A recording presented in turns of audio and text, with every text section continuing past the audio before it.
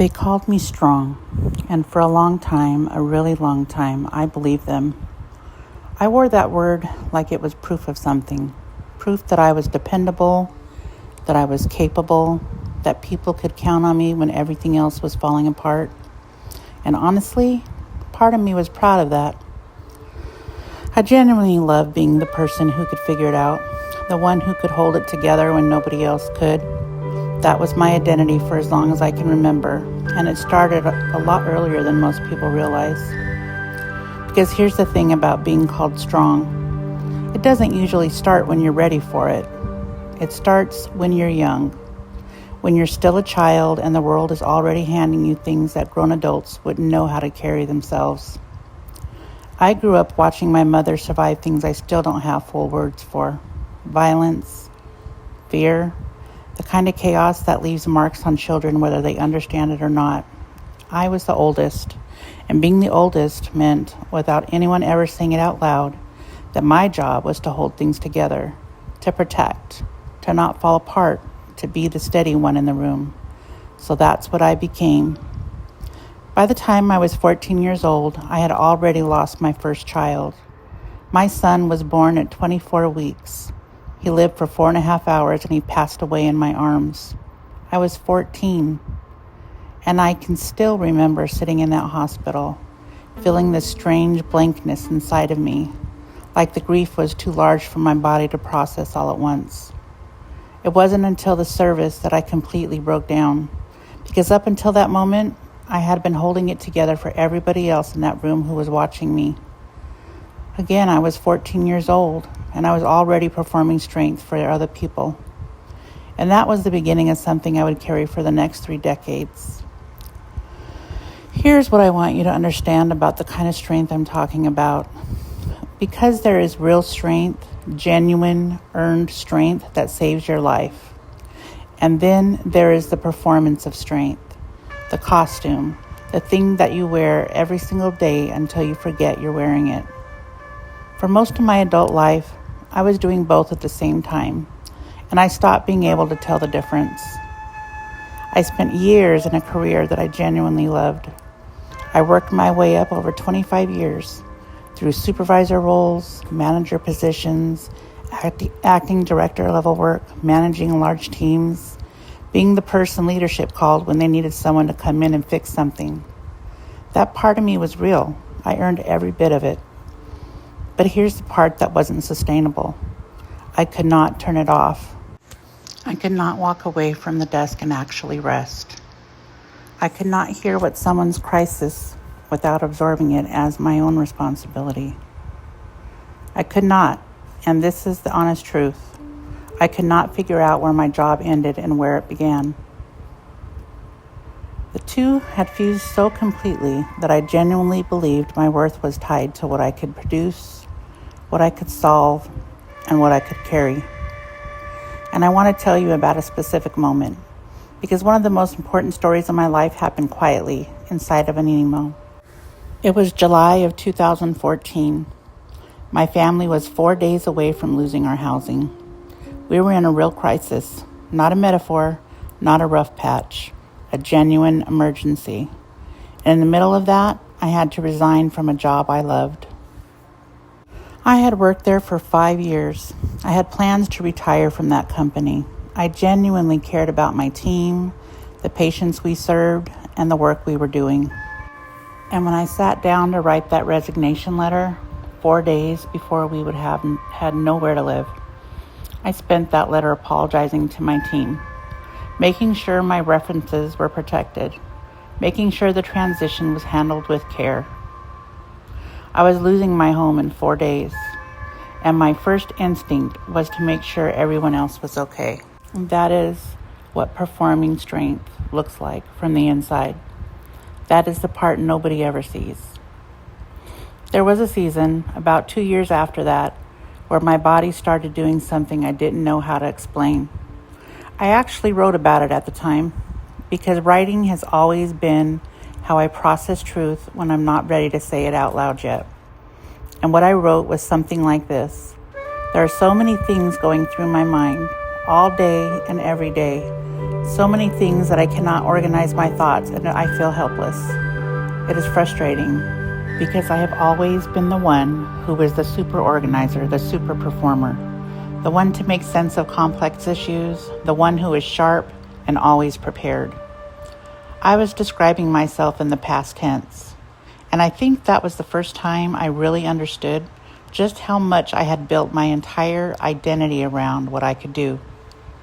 The migraines started, the fatigue had shifted into something heavier than tired, a weight that didn't lift with sleep, the brain fog, fibro fog, before I even knew that I had fibromyalgia. It made simple tasks feel like trying to read through water. I remember having to pause mid-sentence to find a word I had known my whole life. And the most exhausting part was pretending it wasn't happening. I kept showing up, I kept performing, I kept being the strong one. I would have a migraine and answer work emails anyway. I'd be falling apart on the inside and still be the first one to ask how everyone else was doing. I scheduled my worst days around other people's needs. I genuinely did not know how to do it any other way. There's something else I want to talk about that doesn't get enough air in conversations like this one, what it cost me in relationships. Because here's what happens when you're known as the strong one. People stop being careful with you, not because they're cruel, but because they've decided you can handle it. They've already sorted you into the she'll be okay category, and that frees them from checking. Or maybe they're going through their own things, and they just didn't notice. I had women I'd known for over 20 years, friends who had watched me go through everything in my life, who I thought knew my heart. When I made choices that disrupted a narrative in our friend group, when I chose to build the life that I was building, they stepped away.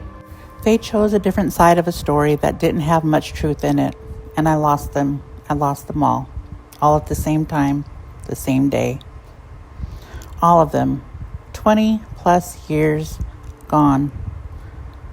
What I remember most is not even the anger, though that was there. What I remember is the silence where those friendships used to be, because these women were the witnesses to who I actually was. They had been there for so many chapters, and suddenly they were gone. And I wasn't allowed to fall apart about it, because I was the strong one. Strong people don't fall apart over friends, so I swallowed it. And it sat in my body right alongside everything else I had been swallowing for more than 30 years. Here's what I know now that I didn't know then. Your body keeps a record of everything you do not say. Every disappointment you swallowed in the parking lot before going inside, every time you put on the smile before walking into the room, every text you answered with, "I'm fine, don't worry about me," when you were really in a lot of pain, desperation, depression, all of it. All of it sits somewhere in your nervous system, in your muscles, in your sleep. And eventually, not as a punishment, but as a reckoning, the body sends a message, and mine sent several. The migraines got worse. The fatigue got heavier in a way I couldn't push through. The brain fog made things I used to do automatically feel like climbing a wall. I had days where the version of me that could carry everything just couldn't do it anymore. And at first, I fought it. I thought if I could just get organized enough, disciplined enough, positive enough, I could get back to the woman I used to be, the one who could do it all. But my body wasn't asking me to try harder. It was asking me to tell the truth. The truth was that I was exhausted, not just physically, but in this deeper way where you realize you've been performing strength for so long that you've forgotten what it feels like to just be present in the moment. The truth was that I had been praised for patterns that were quietly harming me. The truth was that the life I needed, the one where I didn't have to disappear from myself to be loved, that life looked completely different from the one I had been living. Maybe you know this feeling. Maybe you are the one people call when something goes wrong.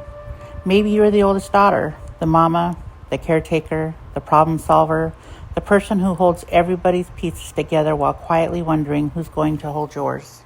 And maybe people genuinely admire you. I'm sure they do. But I've learned that admiration is not the same as support. You can be celebrated and still feel completely alone. So if nobody has said this to you clearly, I want to say it here. You are allowed to need care, even when you are clearly capable. You are allowed to be tired, even when you are deeply blessed. You are allowed to be overwhelmed, even when you usually figure things out.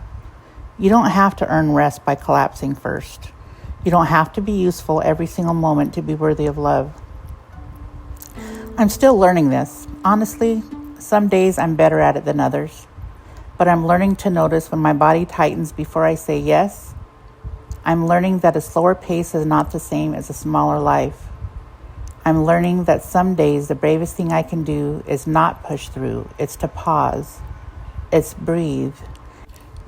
It's choose the version of me that still has to live in this body long after everyone else's emergency is over. I left traditional employment because my body made that decision before I was ready to make it myself. And for a long time, that felt like defeat, pure defeat. Like I had failed the identity I had spent 25 years building. But here's what I know now. The woman who could manage large teams and pull everything together while being in pain and running on no sleep, she was remarkable. She really was. But she was also exhausted in a way that didn't have a name yet. And the version of me building right now, she knows her limits. She builds around them, she asks for help, and she rests before she collapses. She is not lesser, she's just more honest.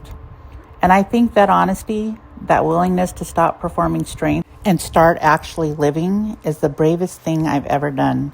Braver than all the years of enduring all of this. Because enduring is something the body does automatically. But choosing yourself deliberately, trusting that you are worthy of care even on the days you're not useful to anybody, that really takes something different. Strength is truly real. It has gotten me through things I don't even have words for yet. But strength was never supposed to be the only language I was allowed to speak. I am more than what I can carry, and so are you. If you are standing in that in-between place, between who everyone needed you to be and who you are starting to become, I want you to know this. You are not failing. You are not behind. You are learning how to come home to yourself.